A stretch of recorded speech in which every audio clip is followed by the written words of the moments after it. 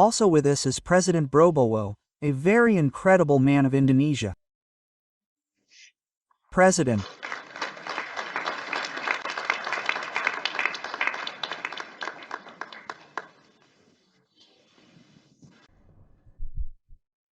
Dozens of heads of state and government reportedly attended the peace summit in Sharm el-Sheikh, Egypt on October 13, 2025.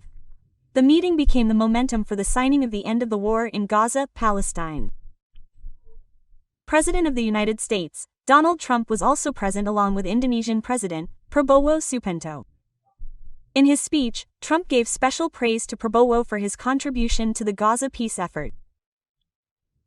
Trump called Prabowo an extraordinary figure from Indonesia who played an important role. Download Tribun X sekarang, menghadirkan lokal menjadi Indonesia.